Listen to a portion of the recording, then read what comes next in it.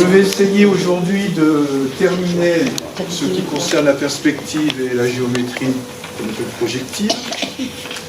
Et donc, pour pouvoir en janvier, le prochain cours c'est le 9 janvier, donc la semaine qui suit les vacances, pour pouvoir en janvier aborder la partie strictement, ce qu'on appelle strictement les géométries non euclidiennes. Encore une fois, c'est la perspective fait partie d'une certaine façon, enfin, englobe les géométries non euclidiennes. Ça, j'y reviendrai à la fin du cours, à la fin de l'année. La géométrie projective dont je vais parler surtout aujourd'hui, c'est une géométrie qui est plus générale que la géométrie euclidienne et aussi plus générale que la géométrie non euclidienne. C'est-à-dire qu'elle englobe tout ça. Bon. Alors, je vais d'abord corriger une erreur, parce qu'il n'y a pas un cours où je ne fais pas une erreur. Une erreur. Disons que j'ai dit que quand on regardait un carrelage en perspective, au premier rang, ici en bas, il y avait un rétrécissement des carrés. Ben, c'est faux. Bien sûr. C'est faux parce que, en fait, dans ce sens-là, il n'y a pas de perspective. Puisque la perspective, les points de fuite sont là-haut. Et ici, c'est un cas particulier, justement, qui n'existe pas, on verra en géométrie projective. Mais ici, d'une certaine façon, si on regarde dans ce sens-là, on est en géométrie euclidienne. Le point à l'infini, ben, il est vraiment à l'infini. Donc, il n'y a pas rétrécissement des largeurs, où que vous le preniez, il n'y a pas rétrécissement des largeurs des carrés, des rectangles, dans le sens horizontal. Et parce que c'est dû au fait que cette droite-là est une droite particulière. Toutes ces droites-là sont des droites particulières. Elles sont parallèles à la ligne d'horizon. Alors, ça veut dire qu'en perspective, la ligne d'horizon joue un rôle particulier. Et on verra que justement, on va voir aujourd'hui, on a déjà commencé un peu à le voir, que la géométrie projective, ça va consister à considérer que il n'y a pas de ligne particulière, il y a des points à l'infini, mais il n'y a pas de droite particulière, comme celle-là, qui serait parallèle à la droite à l'infini. Bon, voilà.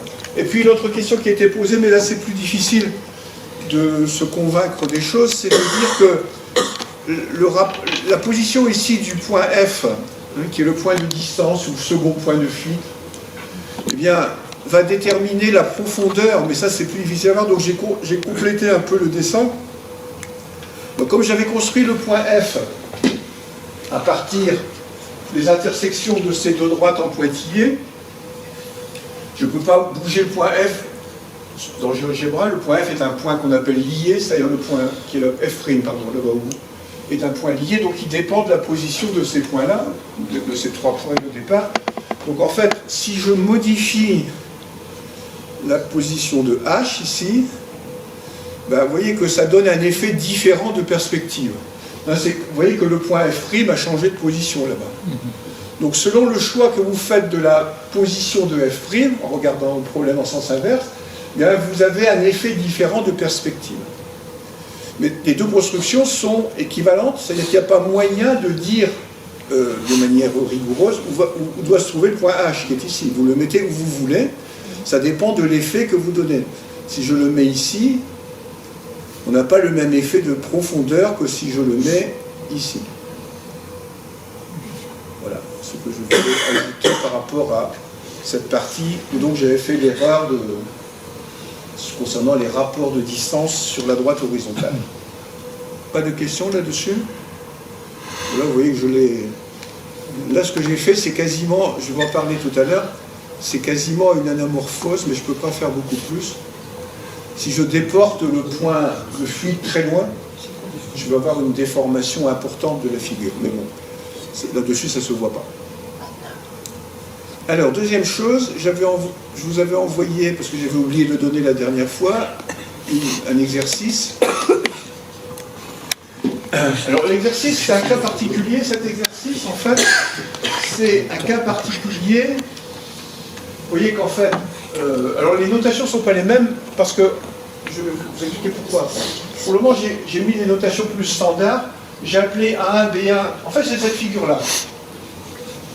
C'est le théorème que je vais appeler théorème de Desargues, qui dit que si on a 3 points sur une droite et 3 autres points sur une droite, sur une autre droite, quelle que soit la position des points, quelle que soit la position des droites, eh bien, ces deux segments qui sont construits comme ça, celui-là, ces deux autres qui sont là, et puis le troisième, vont donner 3 points ici d'intersection alignés.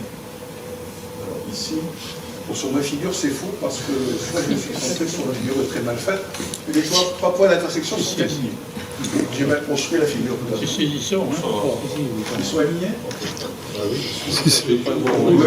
Si. C'est celui-là, voilà. Donc ils sont alignés. Ça c'est le théorème de Desargues. En fait l'exercice que je vous ai donné là, c'est un cas particulier où on a ces deux droites, par exemple, on a ces 3 droites qui seraient celle-ci, celle-ci et celle-ci qui seraient concurrentes. On a un point. Là, ça, on ne peut pas le faire sur le dessin, il faudrait que je refasse le dessin. Ces 3 droites, celle-ci, celle-ci et celle-ci, si elles sont concurrentes, ça donne un cas particulier. Alors pour le démontrer, ce théorème, eh bien, on peut faire appel au théorème de Ménélaüs. Donc si je vais faire une première démonstration qui consiste à faire appel au théorème de Ménélaüs. Je rappelle le théorème de Ménélaüs, il dit que si j'ai un triangle, alors je ne vais pas faire la démonstration en entier parce qu'elle est pénible, je vais simplement donner l'idée de la démonstration. Le théorème de Ménélaüs dit que si j'ai un triangle qui est coupé par une droite, alors, donc, qu'il soit coupé par une droite, il faut que je prolonge à des côtés, mais pour le moment je le coupe ici, donc ça coupe là et là, et puis il faut que je prolonge le troisième côté pour que ça coupe aussi. Et dans ce cas-là, on a une certaine relation que je ne vais pas écrire ici, entre, alors le triangle je l'appelle ABC, les points ici je les appelle M, NP. Alors, d'une certaine façon, le théorème de Ménélaüs dit que la position, ce qui est évident d'ailleurs, effectivement, la position des points, enfin l'alignement dépend de la position des points, bien entendu, MNP. A, B, C étant fixe. Le fait qu'ils soient alignés ou pas dépend de où je les mets par rapport aux 3 sommets. Donc, si ils sont alignés, eh bien j'ai une certaine relation entre la position de M, qui est donnée par le rapport MA sur MC, la position de N qui est donnée par le rapport NA sur NB, et la position de P qui est donnée par le rapport PB sur PC. Et si je multiplie ces 3 positions, on va dire, ces 3 rapports, je dois obtenir 1 ou moins 1 selon qu'on mesure à les mesures algébriques ou les longueurs. Donc ça veut dire que l'alignement des points est équivalent à une relation entre les rapports de longueur. Ce rapport de longueur, par exemple, P, si je prenais un point P au milieu, ici, bon, ça serait plus aligné, bien entendu, mais dans ce cas-là, quel est le rapport? Ben, le rapport PB sur PC, c'est 1, puisque PB est égal à PC. Si je mets P ici, je vais avoir, disons, à peu près PB sur PC égale PB sur PC égale 1/3. Donc le rapport PB sur PC détermine la position du point P. Et pour que les 3 points MNP soient alignés, il faut qu'en multipliant ces 3 rapports, ce que je peux faire ici NB sur NA, MA sur MC, il faut qu'en multipliant ces 3 rapports, pris dans un certain sens, dans un certain ordre, eh bien j'obtienne 1. Par exemple ici, puisque je n'ai pas mis de... Pourquoi quelquefois on écrit comme ça? On écrit PB sur PC. Dans ce cas, ça serait moins 1/3. C'est-à-dire qu'on a dit que PB et PC sont de sens contraire. Donc on mettra un signe moins ici. NB sur NA, ça serait aussi négatif. Tandis que MA sur MC, ça serait aussi positif. MA sur MC, ça serait positif. Bon, donc, en écrivant le produit des rapports, on obtient 1 ou moins 1 selon la convention que l'on prend pour les mesures des segments. Alors, pour le démontrer, je le fais rapidement, parce qu'encore une fois, ce n'est pas mon objectif dans ce cours, mais comme j'avais posé la question, et certaines réponses ont été données dans ce sens-là, ceux qui m'ont répondu. Alors, je considère les 3 points J1, L1. Alors attendez, je vais afficher les points. Bon, là, vous voyez suffisamment. Je considère ces 3 points. Et puis, je vais prendre le triangle J1, K1, L1 et l'intersection avec différentes droites. Si je prends l'intersection avec A1, B1, C1, ça me donne ceci. Vous voyez qu'on obtient une figure du type théorème de Ménélaüs. J'ai mis en plus gros la partie qui nous intéresse pour cette partie-là. Donc, ça va me donner, conclusion, ça va me donner un rapport qui est comme ça. Puisque les points sont alignés, donc j'ai ce rapport qui est là. Si je recommence avec le triangle A2, B2, C2, alors maintenant j'ai cette figure-là, alors le triangle reste le même, pardon, la droite A2, B2, C2, qui est en bas, le triangle reste le même, et les rapports vont s'écrire comme ça. Et si je fais la même chose avec un AB1, C2, alors c'est peut-être... attendez, on va le voir, c'est peut-être trompé. Non, c'est AB1, C2. Eh bien, avec la droite en noir, donc, je vais avoir comme rapport ça. Et l'idée, c'est, si je veux démontrer que les points d'intersection ABC ici sont alignés, eh bien, je vais multiplier tout ça entre eux. Donc là, j'utilise 3 fois le théorème de Ménélaüs pour 3 droites particulières qui coupent le triangle qui est en rouge. Là, c'est la droite noire, la dernière, qui me donne donc un rapport. Maintenant, si je multiplie tout ça, alors si je multiplie tout ça membre à membre, ça va me donner encore 1 à droite. Et en multipliant, je vais avoir des simplifications. Vous voyez que par exemple, 1 K1 sur 1 L1, ça va se simplifier avec... Alors on va le voir ici. J'espère que je ne me suis pas trompé dans les notations. Ah non, il faut aussi faire celle-là, pardon. Il manque une droite. Donc je fais le 4e fois avec cette droite-là. Donc c'est pas 3, c'est 4 fois qu'il faut le faire. Et maintenant, si je multiplie... Non, excusez-moi, j'étais trop optimiste, il faut le faire plus que ça. Je l'ai fait la semaine dernière. Donc voilà encore une droite. Donc là, je l'ai fait.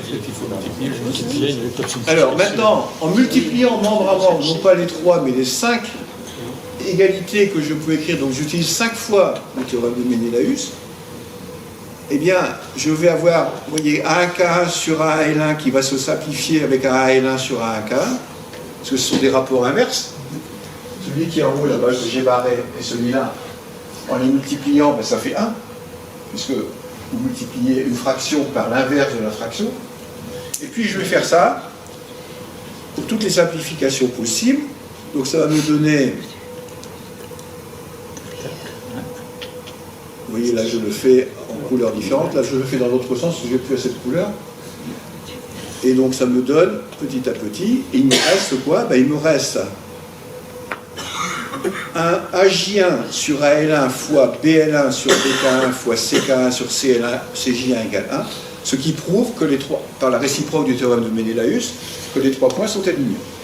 Donc j'utilise le théorème de Ménélaüs 5 fois en utilisant le fait que les points que j'ai indiqués comme ici sont alignés, et puis j'en déduis par simplification, comme je l'ai marqué là, un rapport qui montre avec la réciproque du théorème de Ménélaüs que les points que je cherche sont aussi alignés.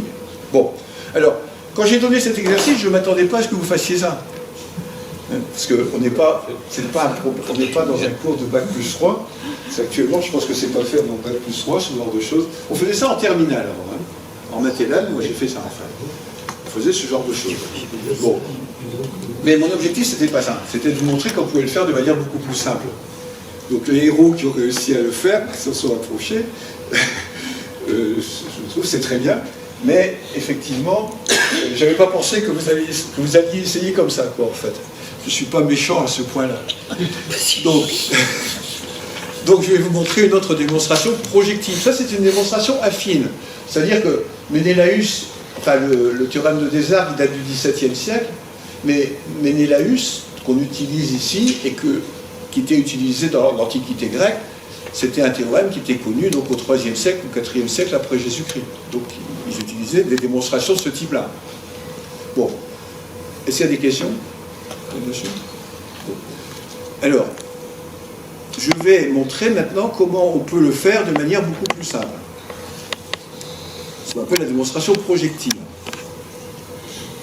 Alors, la démonstration projective, je vais prendre la figure que je vous avais envoyée, c'est celle-là, qui est la même figure, simplement, ici, c'est les points J, I, F et L, K, G qui correspondent aux points que j'ai dit tout à l'heure. Eh bien, maintenant, en géométrie projective, je vais dire la droite AE, c'est la droite à l'infini. Autrement dit, ce dessin est une figure en perspective de quelque chose qui est là-bas. C'est la même chose. Puisque j'envoie E à l'infini, donc, ici j'obtiens deux droites parallèles, JF et GL deviennent parallèles puisqu'elles se rencontrent à l'infini. Maintenant. Et de même, j'envoie A à l'infini, ce que j'ai appelé A infini, qui est là-bas au bout. Et donc, c'est l'intersection de AK et AL. Et puis, qu'est-ce que j'obtiens? Eh bien, j'obtiens cette figure-là. Et maintenant, sur cette figure, l'alignement de OPQ est évident. Alors, je ne vais pas faire une démonstration détaillée, mais vous avez des parallélogrammes. Vous pouvez voir très facilement, alors il faudrait faire une démonstration avec Thalès, mais c'est pas. Je pense que là, c'est une question simplement d'intuition géométrique. Vous voyez bien que ces points qui sont les milieux des diagonales des parallélogrammes, il y a trois parallélogrammes, le petit, le moyen et le grand. Ces diagonales se coupent en leur milieu, et donc cette droite, c'est une parallèle en fait, au côté. Et donc les points sont alignés. Alors, bien sûr, pour faire ça de manière rigoureuse, il faut, pour justifier ça en géométrie projective, il faudrait d'abord construire axiomatiquement la géométrie projective. Il faudrait faire comme chez Euclide. Euclide, il y a d'abord les axiomes et les définitions, et puis on en déduit, avec la démonstration précédente, que les points sont alignés, en utilisant le théorème de Thalès, par exemple, pour Ménélaüs. Ici, je fais l'hypothèse que vous admettez que si j'envoie les points à l'infini, les points A et E, eh bien ça continue à marcher. C'est ce qu'on appelle un principe de continuité. Ça va continuer à marcher si j'envoie les points à l'infini. Et d'une certaine façon, on peut concrétiser ça en disant que ça marche quand on met la figure en perspective, tout simplement. C'est-à-dire que si je mets cette figure-là en perspective, je vais obtenir cette figure-là. Et donc, les alignements vont rester des alignements, parce qu'on a vu que la perspective, de la même façon que la projection centrale, la perspective c'est une projection centrale à partir de l'œil du peintre, eh bien, une des particularités de la perspective, c'est qu'elle conserve les alignements et les intersections. Si deux droites s'intersectent, leur projection s'intersecte. Si trois points sont alignés, leurs projections sont alignées. Et ce sont les seuls axiomes, à vrai dire. C'est ça qui fait que la géométrie projective, et je vais en parler plus en détail après, c'est ça qui fait que la géométrie projective est plus générale que la géométrie euclidienne, parce qu'elle ne conserve que deux propriétés, l'alignement et l'intersection. Il n'y a plus d'histoire de parallèle, donc il n'y a plus de théorème de Thalès. Et cette géométrie, dont on a une illustration ici, à condition d'admettre cette espèce de principe qui consiste à dire j'envoie les points à l'infini, et ça continue à marcher, eh bien, cette géométrie est très efficace. On va voir des exemples de propriétés très efficaces en géométrie projective. Personnellement, si j'étais ministre de l'Éducation nationale, je pense que j'imposerais la géométrie projective à l'école. Parce qu'à l'école, la géométrie projective, ça serait simplement se servir d'une règle. En géométrie projective, on appelle ça la géométrie. Vous savez que la géométrie grecque était appelée la géométrie de la règle et du compas. Pourquoi du compas? Parce que dans la géométrie grecque, il y a des distances. Donc le compas, ça permet de reporter des distances. La géométrie projective, c'est ce qu'on appelle la géométrie de la règle. Vous devez tout faire rien qu'avec une règle. Vous n'avez plus le droit d'avoir... Vous avez perdu votre compas. Et vous devez tout faire quand même. Et on peut démontrer des tas de choses rien qu'en considérant des alignements, donc, et des intersections. Bon, voilà pour la suite de ce que j'avais donné la semaine précédente. S'il n'y a pas de questions. Alors bien sûr, la question fondamentale, c'est, d'une certaine façon, pour ceux qui ont peut-être des difficultés, et moi j'en ai fait partie parce que j'ai eu du mal à comprendre un peu ce mécanisme quand j'étais étudiant, c'est des espèces d'actes de foi qui consistent à dire qu'est-ce que c'est que ces objets à l'infini, quoi. Et ça, au XVIIe siècle, à l'époque où on est actuellement, on a comment dire, eu cette difficulté. C'est-à-dire que le statut des objets à l'infini, des points ou des droites à l'infini, n'était pas clair du tout. Ce qu'on va faire aujourd'hui, c'est montrer comment, en passant du XVIIe au XIXe, on va essayer, je dis bien essayer, de rendre claire cette idée de point à l'infini, en construisant des objets qui vont rendre concret ces éléments à l'infini. On va voir que ça nous oblige à faire une gymnastique mentale dans l'abstraction qui va consister à passer de la dimension 2 à la dimension 3. Pour pouvoir comprendre ce que sont les objets à l'infini, on va devoir plonger le plan. Pour le moment, c'est de la géométrie plane ce que je fais, uniquement. On va devoir plonger le plan dans l'espace de dimension 3 et voir qu'à ce moment-là, les points à l'infini deviennent concrets. Là, pour le moment, les points à l'infini, c'est des trucs qui sont là-bas au bout des droites, quoi.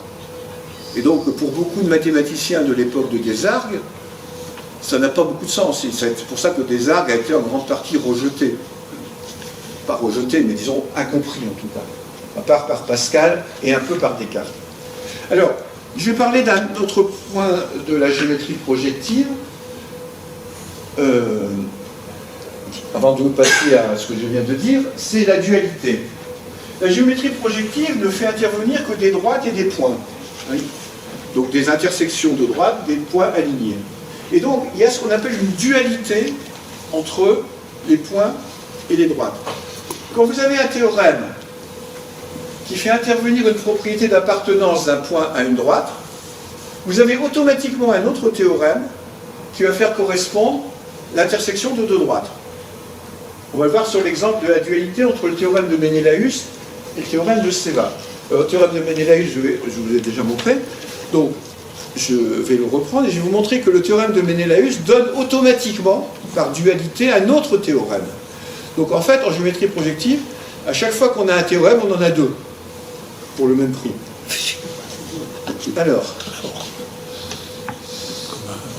Ménélaüs, c'est 1er, 2e siècle après Jésus-Christ, il me semble. Et Ceva, c'est un peu plus tard, enfin, le théorème de Ceva a d'abord été démontré par Al-Mutaman au XIe siècle, puis après par Ceva en 1678. Bon, donc, le théorème de Ménélaüs, c'est donc ce... Alors là, j'ai trois droites. Je vais vous montrer ce que c'est que la dualité. J'ai trois droites. Par dualité, je prends 3 points. J'ai 3 droites quelconques, je prends 3 points. Que j'appelle ABC. Là-bas, j'ai 3 droites que j'avais appelées petit a, petit b, petit c. Les couleurs se correspondent à peu près. Ici, j'ai un point A' sur la première, un point B' sur la deuxième, un point C' sur la troisième. Alors pour le moment, je ne vais pas supposer, je ne suis pas obligé de supposer qu'ils sont alignés, même si là c'est presque le cas, mais ça n'a pas grande importance. Je prends sur chaque droite un point. Je rappelle que le théorème de Ménélaüs, c'est ce que j'ai rappelé tout à l'heure, va consister à trouver une relation entre les rapports sur les segments, de façon à ce que ces 3 points sont alignés. Là, j'ai pris un point A' sur la droite. Alors, qu'est-ce que ça va donner dualement? Ça va me donner une droite A' qui passe par A.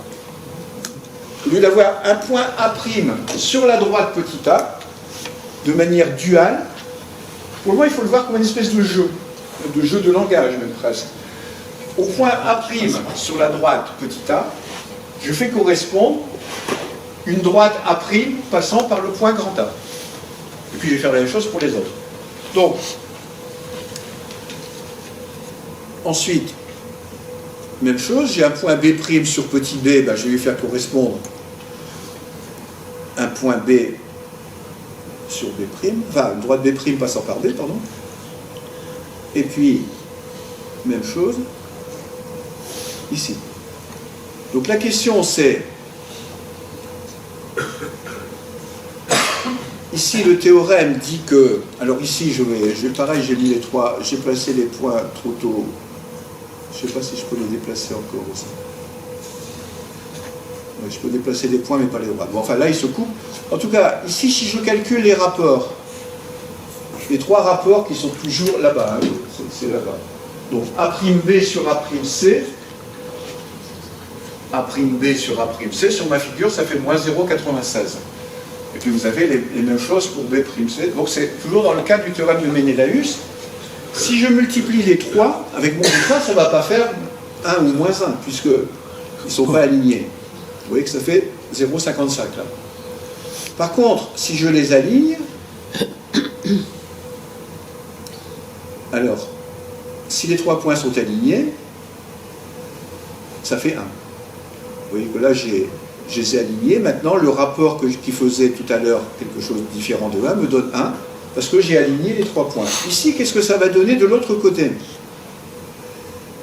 Eh bien, ça va donner que si les trois droites se coupent en un point, le même point, eh bien, je vais calculer cette fois-ci les sinus des angles, les rapports de sinus des angles que j'ai indiqués, et puis le produit va donner 1 aussi.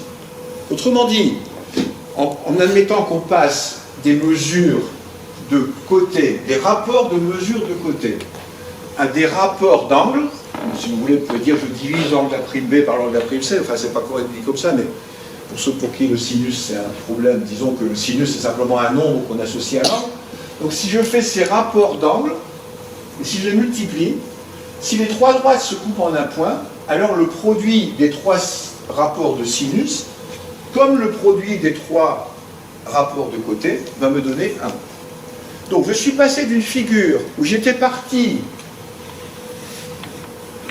des points et des droites, qui me donnent une droite alignée, des points alignés dans le théorème de Ménélaüs, à une figure où le théorème correspondant, ça va être des droites qui se coupent. Donc le dual des points alignés, c'est des droites qui se coupent. Toujours dans l'esprit de la géométrie projective, c'est-à-dire que quand on passe, qu'on n'a que deux notions, l'alignement et l'intersection. Autrement dit, l'intersection, c'est le dual de l'alignement. Quand j'ai des propriétés avec des points alignés, eh bien, il lui correspond des propriétés avec des droites concurrentes, et inversement, dans l'autre sens, quand j'ai une propriété avec des droites concurrentes, il lui correspond une propriété avec des points alignés. Bon, sur la dualité, je reviendrai après. Pour le moment, c'est simplement une illustration de ce qu'on appelle la dualité, c'est-à-dire la transformation, le passage des points aux droites, qui, d'une certaine façon, donnent les mêmes théorèmes. Alors aussi, ce n'est pas tout à fait les mêmes, parce que on utilise des sinus d'angle et là des longueurs de côté, mais globalement, quand même, ça ressemble très fort en termes de propriétés.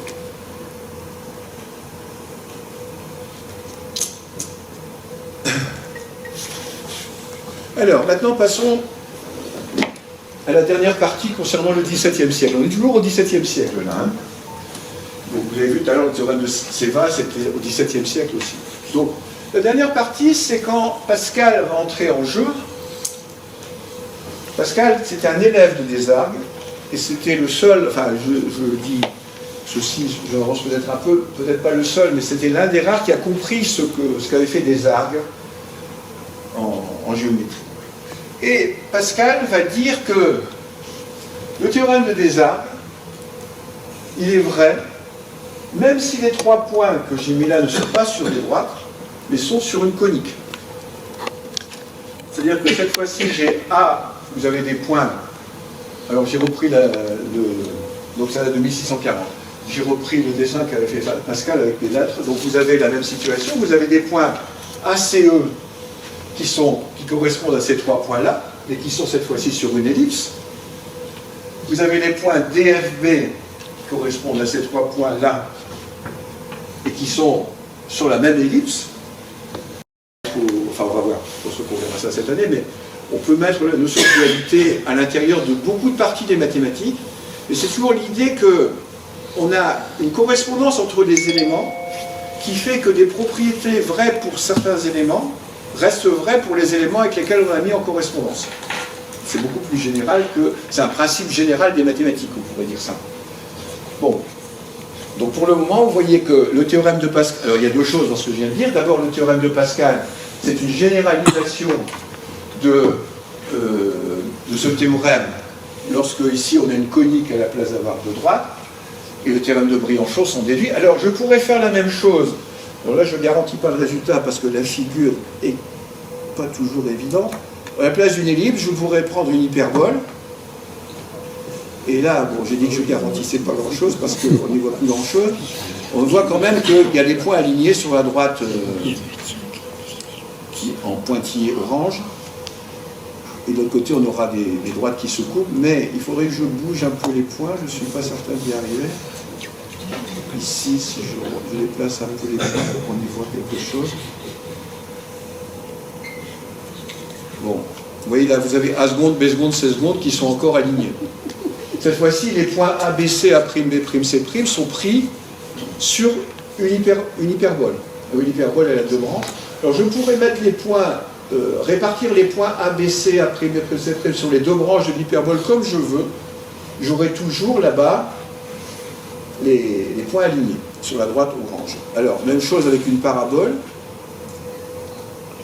Bon, là aussi, c'est pas convaincant. Parce que le programme, il redéplace pas les points lui-même.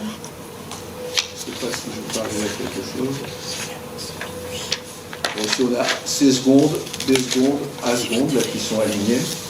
Et puis, je pourrais éventuellement revenir au théorème de Desargues en mettant 2 droites à la place des coniques. Donc, il y a 2 droites. Pour les 2 droites, ça fonctionne. Le théorème de Pascal, je veux dire. Donc, pour les 2 droites, ça fonctionne aussi. Bon, alors voilà, je voulais conclure cette partie 17e siècle par ces théorèmes. Enfin, je pense que après, je passe à la suite.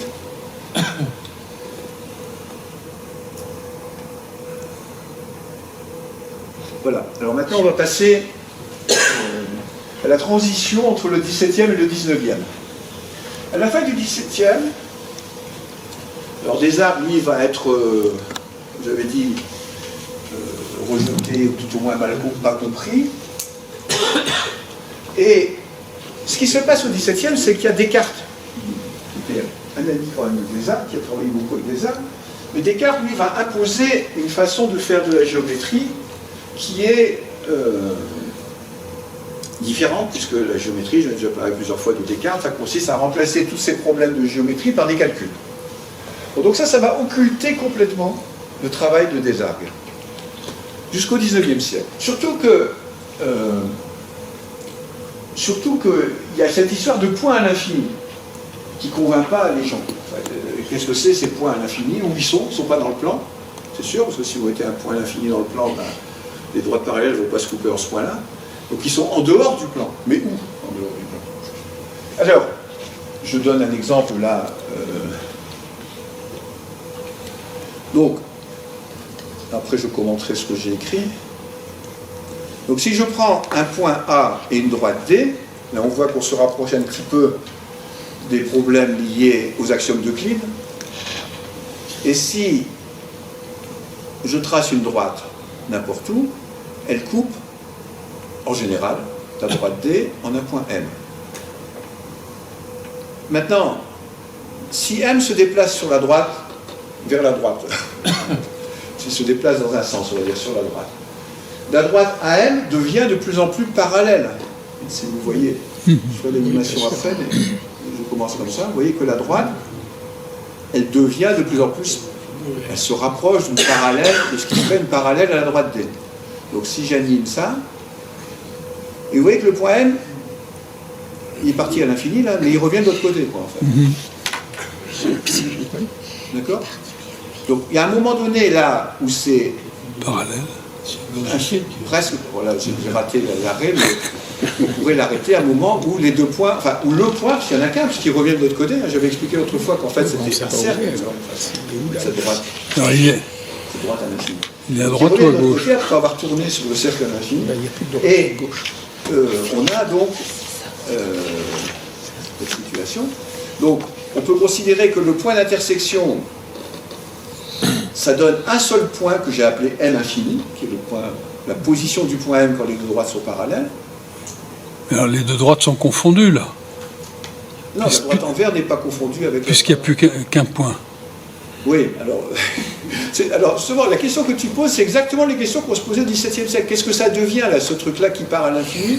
Est-ce que... Alors, peut-être, effectivement, on peut considérer que... Alors, dire que... Si tu considères que les deux droites, ici, sont confondues, c'est ça que tu voulais dire? Oui, puisqu'il n'y a plus qu'un point à l'infini. Ça correspond au fait que le point à l'infini, il est commun à toutes les directions, c'est-à-dire toutes les droites parallèles. Mais alors, on ne peut quand même pas dire qu'ils soient confondus, puisqu'il y a quand même le point A qui est sur l'une et pas sur l'autre. Donc vous voyez qu'il y a des espèces de contradictions intuitives qui ne sont pas résolues du tout. Ce qui fait qu'on a du mal à travailler avec ça. En fait, on est dans une situation où on utilise des objets bizarres. Alors, c'est la même situation, je l'avais dit déjà la dernière fois, que en algèbre, en arithmétique, la même situation qui a fait qu'au XVIe, Bombelli il a rencontré les nombres imaginaires. Bombelli, il résout des équations, et puis, comme x carré égale moins 1, et il dit, bon, bah, x carré égale moins 1, il n'y a pas de solution, il n'y a pas de nombre dont le carré soit égal à moins 1, mais je vais en inventer un. Je vais appeler ça i, le nombre imaginaire, ou racine de moins 1. Mais ce nombre, on ne se le représente pas du tout à l'époque. Donc, ça a été difficile d'accepter. Alors déjà que ça a été difficile d'accepter des nombres négatifs, premièrement. À l'époque à peu près de Bombelli d'ailleurs, qu'on a commencé à les accepter. Ça a été encore plus difficile d'accepter ce nombre imaginaire, mais pourquoi on l'accepte quand même? Parce que ça fonctionne. Ça fonctionne, c'est-à-dire que j'arrive à résoudre des équations avec. Donc, qu'est-ce que c'est qu'un objet mathématique? Ben, c'est quelque chose qui doit fonctionner dans les mathématiques. Et s'il n'existe pas dans la réalité, c'est peut-être secondaire. Donc il y a toute une articulation, tout un problème d'ontologie, je dirais, des objets mathématiques. C'est-à-dire, qu'est-ce que c'est qu'inventer quelque chose, ou découvrir quelque chose en mathématiques, si cet objet n'existe pas dans la réalité? Encore faudrait-il savoir ce qu'on appelle la réalité aussi. Hein, donc, ça, c'est un problème que j'aborderai souvent, parce que c'est un problème qui m'intéresse. Mais en tout cas, ici, on est dans la même situation. On invente des points à l'infini. On ne sait pas où ils sont. On ne peut pas les représenter, mais ça fonctionne. Parce qu'on a vu qu'on peut faire des démonstrations avec. On peut, en tout cas, simplifier les démonstrations. Ou voir les démonstrations d'une autre façon. Bon.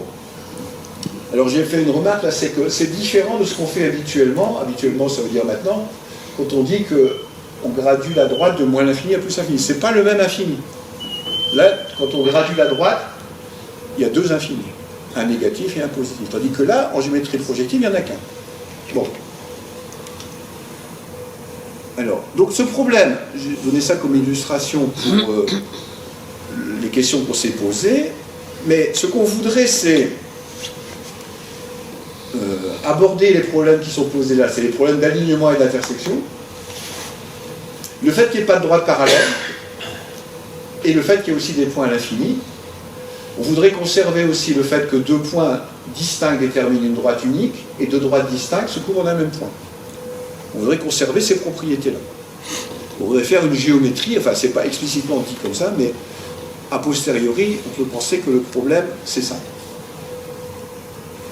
Alors, ce point à l'infini, au départ, on l'appelle point idéal. Voilà, je reprends un peu, je résume un peu la situation. Toutes les droites parallèles se couvrent d'un même point. Une droite possède un seul point à l'infini. Donc, il y a un point à l'infini dans chaque direction de droite. À deux droites distinctes correspondent des points à l'infini distincts. Distincts, ça veut dire qu'ils ne sont pas parallèles, mais de toute façon, le parallélisme n'existe pas. Donc, tous les points à l'infini forment une droite à l'infini. Et ce plan, le nouveau plan qu'on est en train d'étudier, c'est le plan, alors j'ai mis affine, on pourrait dire le plan euclidien, le plan habituel, auquel on ajoute, qui est augmenté. C'est-à-dire on va l'augmenter en ajoutant des éléments à l'infini. Et c'est ça qu'on appelle le plan projectif. Sauf que pour le moment, on ne dit pas comment on l'a augmenté, à part le fait de dire qu'on a mis des points à l'infini. Donc maintenant, au XIXe siècle, on va voir qu'on va s'acharner, enfin tout au moins essayer de s'acharner. Oui, il y a peut-être ça avant, mais ça j'en parlerai après. Alors, ce que je viens de dire là, c'était ambigu et peu satisfaisant. Et il y a des gens comme Möbius, Lequer, Schalk, enfin tous ces gens-là, ils vont essayer de se représenter les choses autrement. Alors ça, c'est un autre point qui est intéressant en mathématiques, c'est-à-dire que qu'est-ce que c'est que se représenter des objets mathématiques? Comment on fait? Quand on a des objets qui sont d'une certaine façon contre-intuitifs, comment fait-on pour se les représenter? Alors, il y a plusieurs stratégies, mais disons que, de manière un peu paradoxale, pour se représenter des points contre-intuitifs, pour apprivoiser ces points, d'une certaine façon, ou ces objets en général, eh bien, on va monter dans l'abstraction. On va construire des concepts abstraits qui, d'une certaine façon, vont permettre de résoudre ce problème que l'on a avec l'intuition de ce qu'on est en train de manipuler, mais qui ne fonctionne pas, du point de vue de l'intuition, très bien. Alors,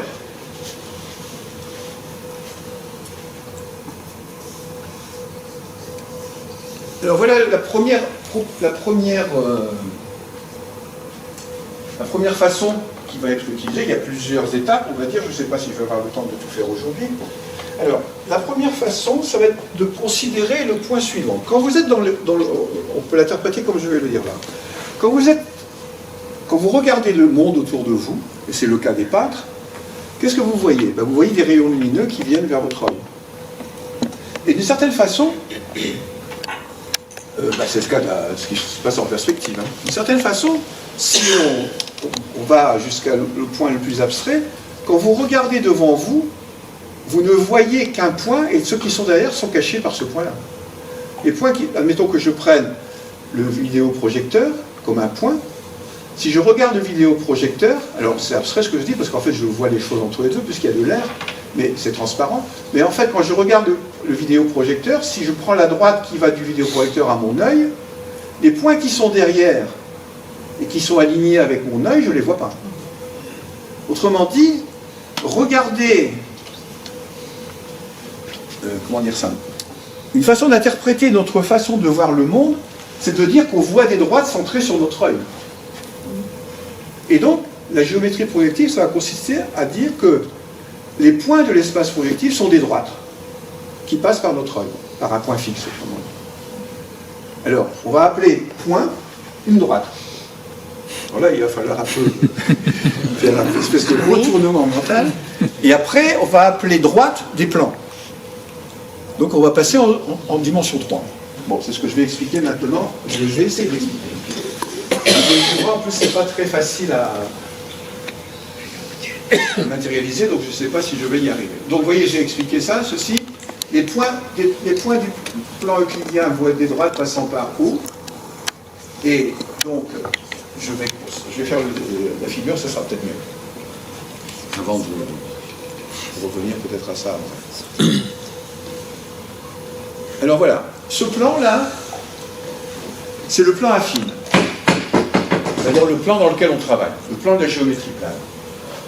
Et là, j'ai l'œil de l'observateur. Donc je regarde le plan affine. Quand je dis affine, c'est euclidien, encore une fois. Quand je regarde le plan affine, eh bien, je regarde un certain point de vue, qui est le point de vue du peintre. Toujours la même chose. Et donc, si je prends un point dans le plan, M, eh bien, je peux lui associer la droite au M. Donc, le point M, l'idée fondamentale sur laquelle il faut se concentrer là, c'est une droite. Le point M de la géométrie plane va devenir la droite OM en géométrie projective. Donc, la géométrie projective, c'est un ensemble dont les éléments sont des droites. Ce qui correspond au point, c'est les droites. Alors, la question c'est, là j'ai dit, j'ai pris un point M dans le plan affine, je lui correspond une droite OM. Est-ce que la réciproque est vraie? Est-ce que si je... Alors, je l'appelle M bar, la droite. La droite associée au point M, je l'appelle M bar. Ça, c'est une notation personnelle que je ne garantis pas. Mais j'appelle M bar la droite, cette droite-là, OM. Maintenant, si j'ai... Donc, à chaque point M, je peux associer une droite, M point, M bar, de l'espace passant par O. Alors, la réciproque, est-ce qu'elle est vraie? Est-ce que si je prends une droite passant par O, je peux lui associer un point M dans le plan affine? Et non. Et pas toujours. Et non. Dans quel cas ça ne marche pas? Quand la droite est dans le plan parallèle au plan affine. Donc, du point de vue inverse, donc, si je dessine une droite quelconque, bon là j'ai pas fait la dessine une droite quelconque qui n'est pas parallèle au plan, elle va couper en M. Mais si je prends une droite, Parallèle au plan, ouais. si je prends une droite au P qui est dans le plan parallèle au plan affine, ben cette droite-là ne coupe pas. Il n'y a pas de point M correspondant. Admettons que j'ai appelé, si j'ai appelé cette droite X bar, ben, il n'y a pas de X là-dedans. X bar n'est pas le bar de quelque chose. Des choses comme ça. Il n'y a pas, je ne peux pas lui associer un point dans le plan affine. En général, pour faire des figures, et en géométrie analytique, on fera comme ça toujours, le plan qui est ici, je sais pas si c'est le plan dans l'espace d'équation z égale 1. Je ne sais pas si on le voit sur mon dessin. Il faut que je fasse attention de ne pas trop tourner les choses parce que... Non, je n'ai pas dessiné le repère. Mais si je dessine le repère, quand même pour que vous y retrouviez dans la figure, si je mets les axes, vous voyez, en général, on prend comme plan affine le plan dans lequel on se trouve. Hein, le plan affine, celui-là, c'est le plan qui passe par la côte z égale 1. Et le plan qui est ici, bah, c'est le plan qui passe par l'origine, parallèle à l'autre. Je vais enlever le repère parce que ça ne sert à rien dans l'explication. Donc, si une droite passant par O est contenue dans le plan passant par O est parallèle au plan affine, elle ne coupera pas le plan affine. Donc, dans l'espace, donc maintenant si je me place dans l'espace, j'ai deux sortes de droites. J'ai les droites qui passent par O et qui coupent le plan affine en un point unique, ça donne le point M, et la droite M bar, et celles qui sont parallèles au plan affine, qui sont contenues dans le plan en rouge. Ces droites-là sont particulières.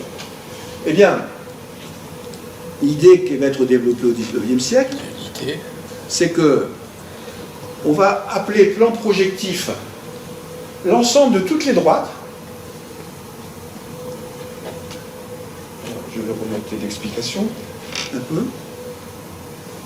Donc le plan projectif, c'est un ensemble de droites. Celles qui correspondent aux points normaux, là, je vais appeler ça des points normaux, ça va être des points, ça correspond à des points du plan affine, et ces droites-là vont correspondre aux points à l'infini. Donc ça va représenter, cette droite-là, c'est un point, et c'est le point à l'infini de cette droite-là. Admettons que ça se projette comme ça. Vous voyez, je l'ai fait tout à l'heure, c'est-à-dire si je déplace le point, ben, ça se projette sur cette droite-là qui est parallèle. Donc, les points à l'infini, dans le plan projectif, ce qui correspondrait aux points à l'infini dans le plan affine, ce sont les points, ce sont les droites, pardon, de ce plan-là. Donc, finalement, on est ramené à un ensemble, l'espace projectif, qui contient que des droites. On va oublier les points. Ça contient que des droites. Vous avez des droites qui passent par O et qui ne sont pas parallèles au plan affine, et des droites qui sont dans le plan, mais ces points-là, ça correspond, ces points qui sont dans le... ces droites-là, pardon, qui sont dans les points, ça correspond aux points à l'infini dans ce plan-là. Donc on a d'une certaine façon localisé les points à l'infini, mais dans l'espace.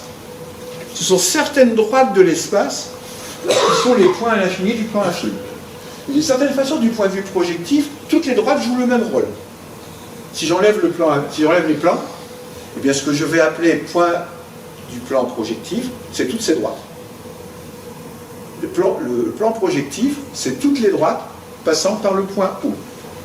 Alors, c'est un peu le même distorsion mentale qui fait que les dernières fois, j'ai appelé droite un cercle sur une sphère. Je disais une droite quand je prenais un grand cercle. Ici, ce que je vais appeler point, c'est une droite. Une droite de l'espace. Alors, je ne sais pas si ça rend les choses plus claires. En tout cas, à l'époque, ça a été la première tentative pour essayer de comprendre ce que c'est que le plan projectif. De dire, c'est l'espace de toutes les droites passant par un même point. Oui.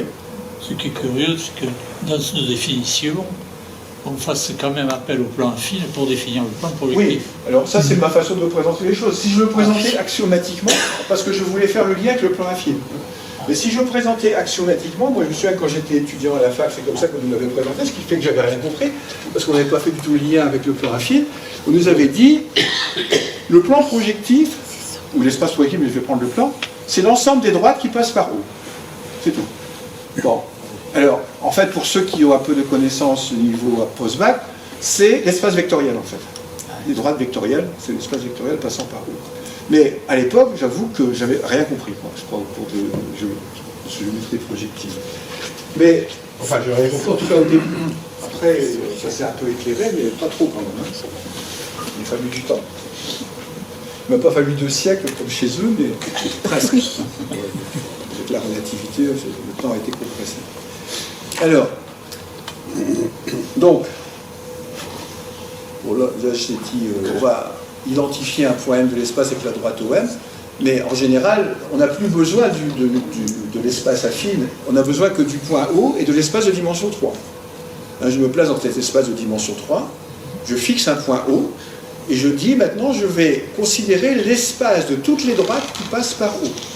Si vous vous souvenez, l'année dernière, avant d'arrêter le cours, j'avais parlé des constructions d'espaces très particuliers. Ben là, c'est un espace très particulier. C'est un espace où les éléments sont des droites. Il faut essayer de visualiser ça. Alors concrètement, c'est plus concret que les points à l'infini quand même, puisque vous avez des droites qui passent par un point, c'est tout. C'est ça l'espace projectif. Si vous voulez revenir au plan affine, bon, il faut couper par un plan et trouver les intersections. Ça revient à dire ça. Et si on reste dans le schéma projectif, c'est simplement l'espace de dimension 3 avec un point et l'ensemble des droites de cet espace. Alors, cette figure qui est très bizarre, je vais essayer de l'expliquer, mais ça c'est une partie qui, à part le fait qu'elle soit peut-être un peu jolie, mais qui n'aide pas sans doute à la compréhension. Je vais essayer d'expliquer, au bout d'un certain temps, dans l'histoire des tentatives d'abstraction pour concrétiser cette idée d'espace projectif, on va raisonner autrement. Alors, je vais d'abord faire un dessin au tableau.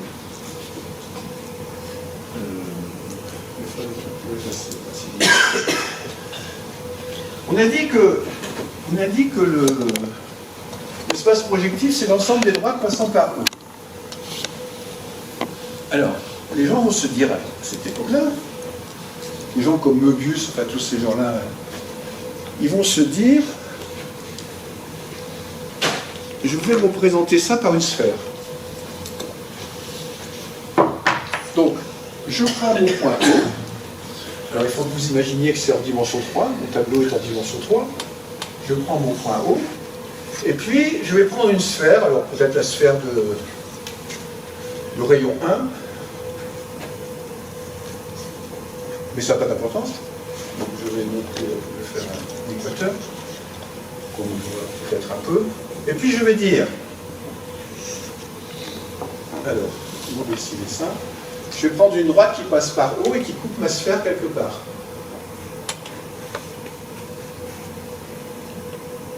Donc ça, c'est à l'intérieur de la sphère, ça sort là. Et puis de l'autre côté, c'est à l'intérieur de la sphère et ça sort quelque part par derrière. Pour ça, c'est un point de l'espace. Puisqu'un point, c'est une droite passant par haut. Mais finalement, ce point, je peux dire qu'il est en correspondance avec ce point-là. Tous les points de l'espace vont donner des points, ici je vais l'appeler P', vont donner des points sur la sphère. Ou inversement, tous les points de la sphère vont donner des points dans l'espace. Alors ça correspond à l'idée que j'ai dit tout à l'heure, c'est-à-dire que je regarde du point O, tous les points de cette droite-là, je peux considérer que c'est le même point, c'est le point P'. Bon, alors il y a un problème quand même, si vous voyez lequel.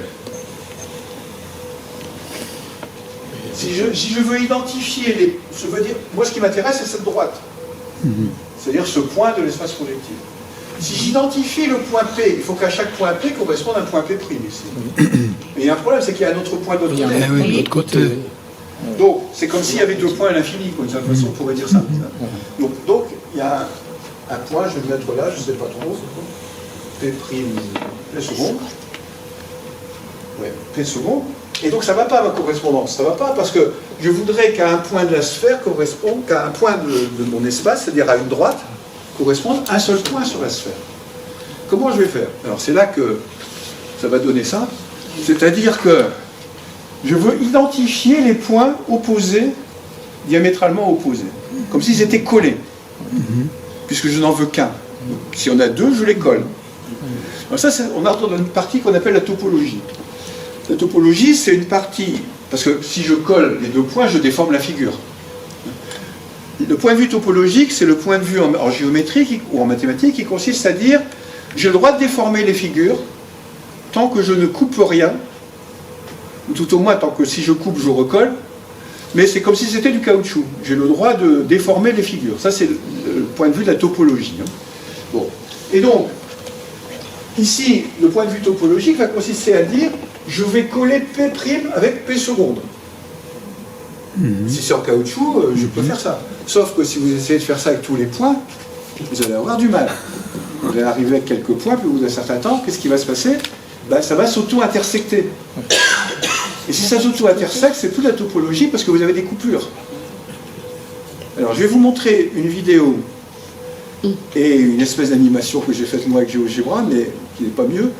Et en tout cas, l'idée que vous devez avoir en tête, c'est que je vais essayer de construire mon espace projectif comme ensemble, comme étant la sphère, mais dans laquelle j'ai identifié les points opposés. Alors, il y a une étape intermédiaire encore. C'est que si je dis ça, je peux encore simplifier, si tant est que ça soit une simplification. Je peux dire, je vais prendre la demi-sphère au lieu de la sphère. Oui. Et en fait, pourquoi veut-on absolument, on aurait pu considérer qu'il y ait deux points.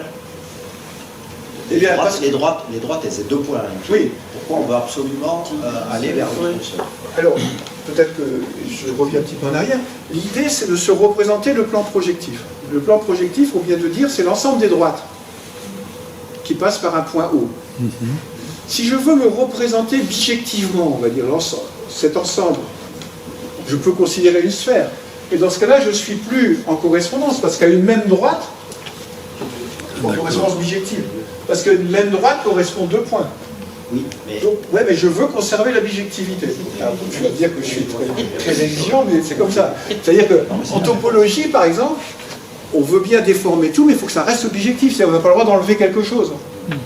D'accord? Donc je voudrais conserver la correspondance biunivoque entre les droites et les points de la sphère.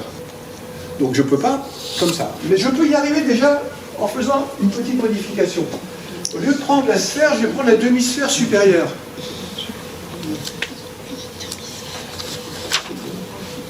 Alors dans ce cas-là, ça marche. un point P va correspondre à un seul point P' sur la demi-sphère, sauf si le point P il est dans le plan diamétral. Dans le plan d'équateur, si le point P il est ici, ça va couper là et là. Donc, avec cette petite modification, j'en suis ramené à un recollement un peu plus simple. Je vais prendre toute la demi-sphère supérieure, mais je vais recoller que le bord. Les points opposés du bord. Il n'y a plus que ceux-là qui m'ennuient. Et même ça, c'est difficile. Enfin, c'est impossible même. Si vous prenez une demi-sphère, un demi-ballon, on va dire, vous essayez en caoutchouc, vous essayez de recoller les points diamétralement opposés, vous n'allez pas y arriver. On démontre, ça c'est un théorème du XXe siècle, que c'est impossible en dimension 3. On peut le faire en dimension 4, mais pas en dimension 3. Donc en tout cas, disons qu'en dimension 3, on peut le faire, mais il y aura des recoupements. Il y aura des autotraversements, quoi, en fait. Ça, on n'en veut pas non plus, parce qu'un autotraversement, ça rompt aussi la bijectivité, parce que 2 points deviennent un seul. Si ça s'autotraverse. Donc, ça, c'est une mission impossible. Alors, il y a des gens qui ont essayé de représenter ça. C'est la même chose que cette demi-sphère, mais j'ai supposé que je pouvais coller ensemble les points opposés de l'équateur en autorisant les autotraversements. En dimension 3, ça donne ça. Alors, je vais vous montrer une animation, d'abord faite par la même personne que la dernière là, que j'avais montrée sur la projection orthographique. Donc,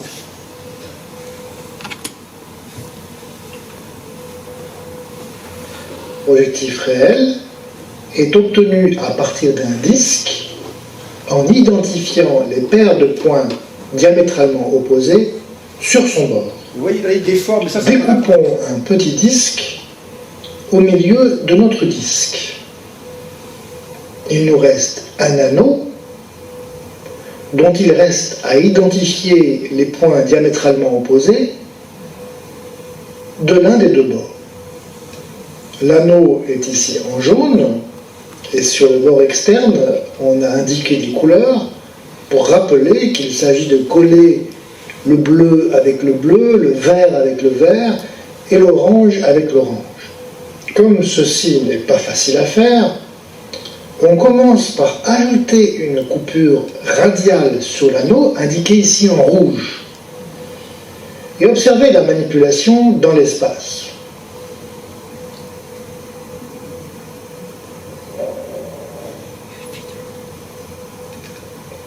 Vous voyez, le rectangle jaune se déforme dans l'espace, la coupure rouge fait un demi-tour, puis un tour complet, et finalement vient reprendre sa place là où elle était, mais observez que dans ce mouvement, le jaune vient avec le jaune, le vert avec le vert, l'orange avec l'orange, nous avons réussi à recoller les points diamétralement opposés de notre anneau. On observe une bande de Möbius. Nous venons donc de voir que lorsqu'on perce un disque dans un plan projectif, le résultat obtenu est une bande de Möbius. Alors, je m'arrête là pour expliquer certains points. D'abord, c'est pas tout à fait complet puisqu'il a percé un trou. C'est-à-dire qu'en fait, ce qu'il a fait, c'est pas construire le recollement sur cette demi-sphère, c'est construire le recollement sur quelque chose qui serait comme ça. Sur un disque. Oui. D'accord. Oui. Après, il a fait tourner ça, et puis il a recollé. Donc là, justement, c'est de la topologie, parce qu'il a coupé, mais il a recollé. Donc on n'a rien perdu. C'est de la topologie. Mais il n'a pas tout à fait dit ce qu'il a fait, il n'a pas tout à fait ce qu'il a dit plutôt, c'est-à-dire qu'il n'a pas tenu compte de ça. Eh bien c'est facile, maintenant j'ai envie de recoller la calotte qu'on a enlevée. Il faut recoller là-dessus la calotte qu'on a enlevée. Bon, ça on ne peut pas y arriver. C'est là qu'on y arrive, de toute façon. En tout cas, on obtient un ruban de Möbius, et si on arrivait à recoller, pourquoi on n'arrive pas à recoller? D'abord parce que le ruban de Möbius, vous connaissez un peu, il n'y a qu'une seule face, et il n'y a qu'un seul bord, contrairement aux apparences. Il n'y a qu'une seule face et qu'un seul bord. Et donc, pour recoller, c'est très compliqué. En dimension 4, on peut le faire. En dimension 3, on ne peut pas y arriver. Donc, on n'a pas résolu le problème. C'est simplement une visualisation du procédé qui permet d'arriver à ça, partiellement, tout au moins. Donc, au début, ce que vous avez vu aussi, c'est qu'il a aplati la demi-sphère. Mais ça n'a pas d'importance. Ça, c'est de la topologie. On peut aplatir, puisque c'est du caoutchouc, on fait ce qu'on veut avec ça. En tout cas, cette construction de topologie, elle a la limite du fait qu'on s'arrête dans cette construction au moment où on ne peut plus le faire en dimension 3. Il faut passer en dimension 4 pour pouvoir recoller la calotte sans auto-intersection. Et ça, on ne peut pas en dimension 3. Bon, alors je vais faire une autre en dimension 4, je ne peux pas le faire. Je vais vous montrer une autre façon de voir, s'il n'y a pas de questions là-dessus, une autre façon de voir les choses. Bon, alors ça donne ça, si j'ai dit que ça donnait ça, quand on recolle la calotte, ça va donner ça. Sinon, je l'ai fait, moi, avec mes petits moyens, en essayant de... Voilà la calotte, j'ai essayé de montrer le problème d'une certaine façon. Alors vous voyez qu'en bas, ce que vous voyez là, c'est le plan.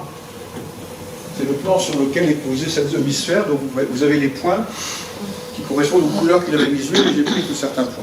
Donc il faut que j'arrive à coller ce point-là avec ce point-là, tous ces points, et puis tous ceux qui sont là. Il faut que j'arrive à les coller entre eux. Alors qu'est-ce que ça donne avec GeoGebra? Avec les formules de la surface, elles sont assez compliquées quand même là-bas. Pardon. La surface qui est dessinée, elle correspond à ces formules-là. Bon, mais donc, qu'est-ce que je voulais faire? Oui, voilà. Avec T, ici, je vais déformer. Je vais construire une déformation de la demi-sphère pour arriver à coller les points de même couleur. Alors, ça va donner... Je vais essayer de le faire lentement. Alors, vous allez voir que le haut va rentrer. Vous voyez que les points se rapprochent les uns des autres. Et on obtient donc ici quelque... Alors ça va s'auto-intersecter là. Là, ça s'auto-intersecte. Alors c'est pas évident à voir, mais bon. Et quand les points vont être collés les uns aux autres, on obtient à peu près ce que je vous ai montré tout à l'heure. C'est pas tout à fait la même figure, mais c'est homéomorphe, je dirais. Et donc ça vous donne une figure qui est comme ça. Dans la frontière, là, ça ne devrait pas apparaître, ça n'a pas d'importance. Vous voyez, ça vous donne une figure qui est en fait, ça, topologiquement, c'est le plan projectif. Quand on veut le représenter topologiquement, avec les identifications, on obtient ça. Alors, vous voyez que le plan projectif, c'est quelque chose d'assez compliqué quand même quand on le regarde sous différents aspects, en particulier sous l'aspect topologique. En fait, ça, chaque point de cette surface est une droite de l'espace passant par un point O. Alors le point O qu'on a choisi. Donc c'est un ensemble de droites. C'est en bijection en tout cas avec un ensemble de droites. Sauf qu'encore une fois, comme il y a des auto-intersections, c'est pas vraiment une bijection. Bon. Alors, qu'est-ce que je voulais faire après? Là, pour le moment, on a avancé, je ne sais pas, mais disons qu'on a vu une première façon d'interpréter le plan projectif comme étant l'ensemble des droites passant par un point O, et puis maintenant, on essaie de donner une représentation topologique. Alors, maintenant, bon, je ne sais pas si je vais faire ça tout de suite, parce que je vais... Ça va falloir du temps. Hein. Alors, je vais quand même essayer d'en donner. Donc maintenant, ce qui se passe aussi au XIXe siècle, c'est qu'on se dit, bon ben, on a dit que l'ensemble que l'espace projectif, c'est l'ensemble des droites passant par un point O, mais qu'en est-il de la géométrie de Descartes? En coordonnées, qu'est-ce que ça donne, ça? Puisque maintenant, on est dans un espace de dimension 3.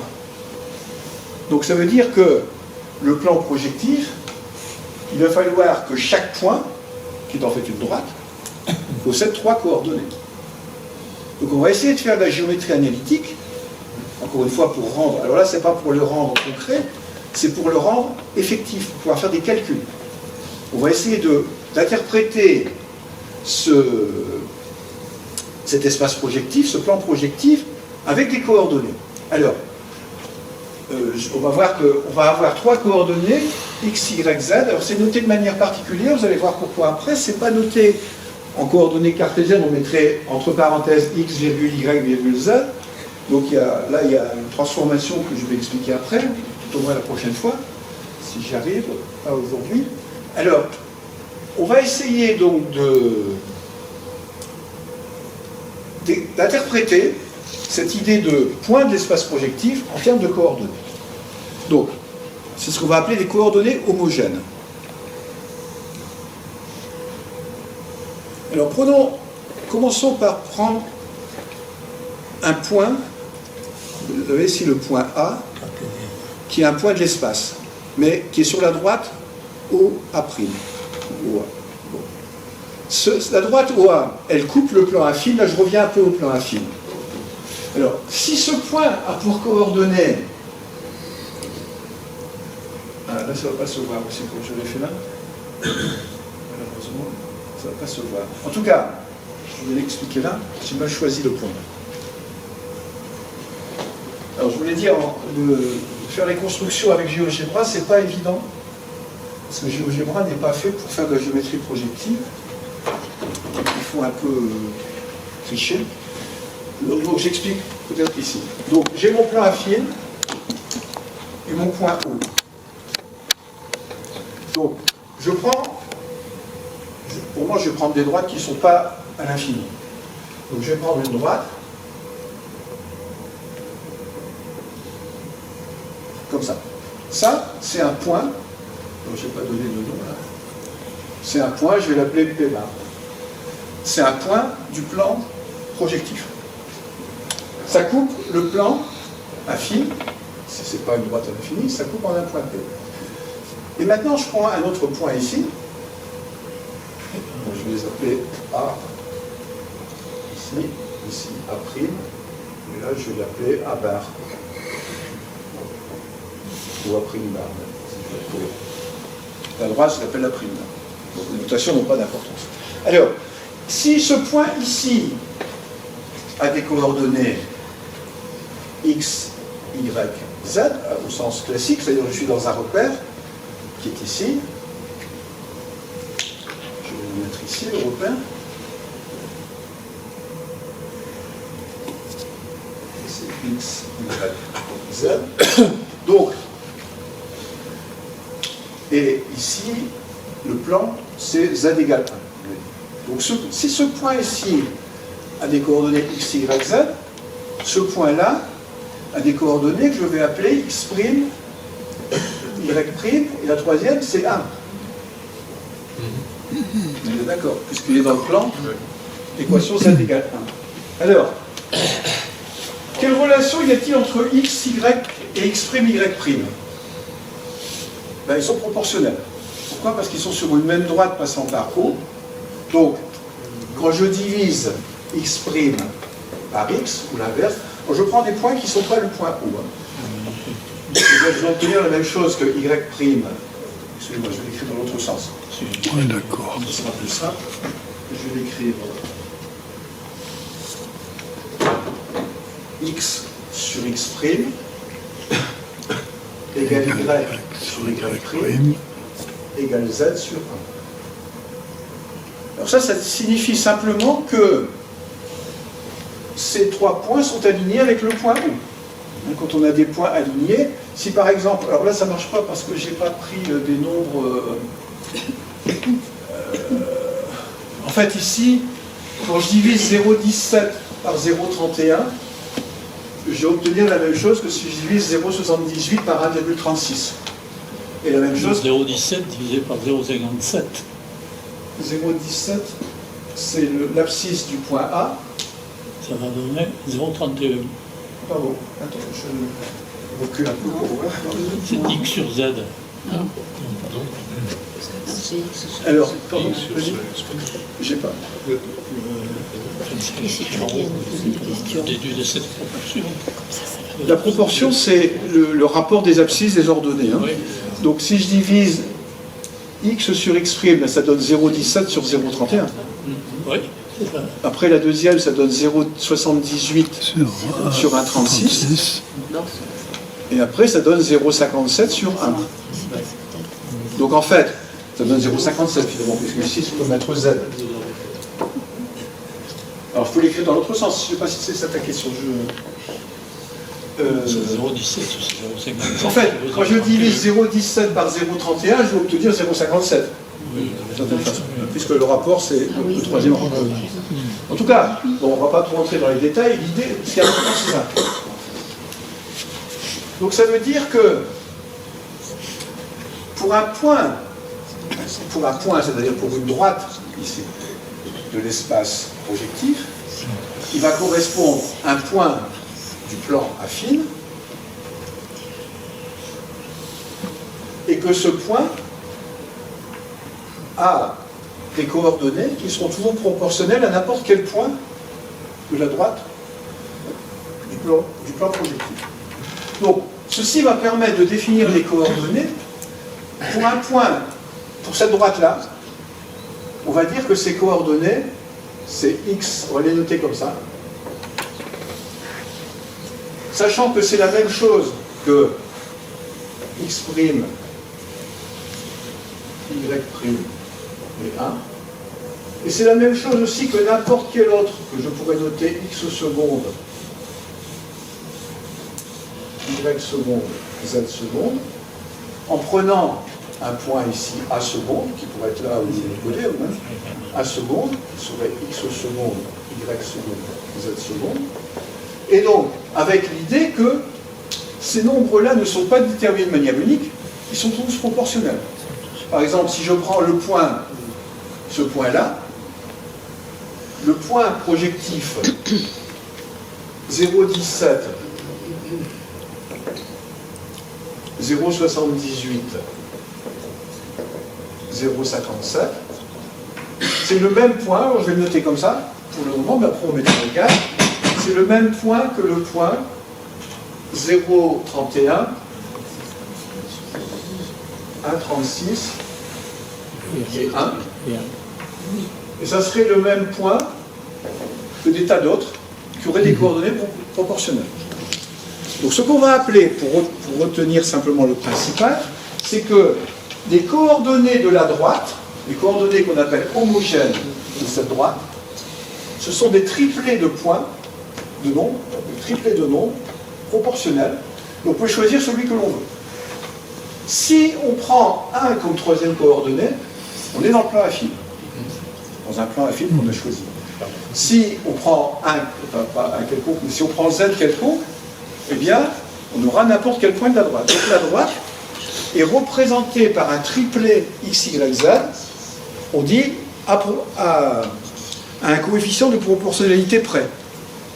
Par exemple, admettons dans une autre situation, si vous avez le point qui est à la droite donc de l'espace, le point de l'espace projectif qui est une droite, si je dis que ses coordonnées c'est 1, 2, 3, je peux dire aussi que ses coordonnées c'est 2, 4, 6. Ou n'importe quoi qui est proportionnel à 1, 2, 3. C'est ça qu'on appelle les coordonnées homogènes. Donc on les met entre crochets. Ça indique la proportionnalité en fait, ce truc-là. Traditionnellement, dans les écrits anciens, ça indiquait la proportionnalité. Donc vous voyez, ce qu'on appelle coordonnées homogènes, c'est, au lieu d'être trois nombres bien définis lorsqu'on prend un point de l'espace, et pour un point de l'espace projectif, c'est trois nombres définis à un coefficient près. C'est ça qu'on appelle coordonnées projectives. Et il y a un cas particulier, c'est les points à l'infini. Alors les points à l'infini, ils sont là. Donc ils sont caractérisés par quoi? Par le fait que leur troisième coordonnée, c'est 0. Donc, là, on retrouve un peu de concret, on va dire. Si je me place dans l'espace projectif avec des coordonnées homogènes, les points à l'infini sont ceux dont la troisième coordonnée sera 0. Donc, si vous multipliez 0 par n'importe quoi, vous pouvez toujours trouver 0. Vous trouvez toujours 0. Donc là, ça ne pose pas de problème. Donc, vous voyez que je vais m'arrêter là-dessus, mais je reviendrai la prochaine fois, quand vous aurez digéré ça et les vacances de Noël.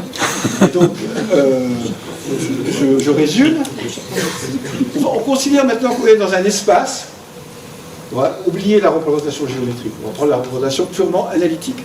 On est dans un espace, un peu comme faisait Descartes, à 3 dimensions. Mais, contrairement à ce que faisait Descartes, si je prends un point de cet espace, ces coordonnées ne sont pas déterminées de manière unique. Elles sont déterminées à un coefficient près. C'est 3 nombres, simplement. Mais, s'ils sont multipliés par la même chose, c'est le même point. Donc il n'y a pas bijection, comme je disais tout à l'heure. En tout cas, c'est comme ça.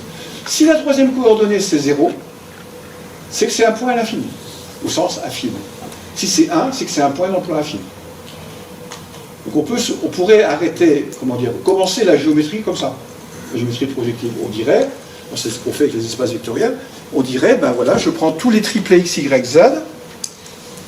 Alors, en mathématiques, quand on raisonne en termes d'ensemble, on dit que je prends l'espace quotient par la proportionnalité.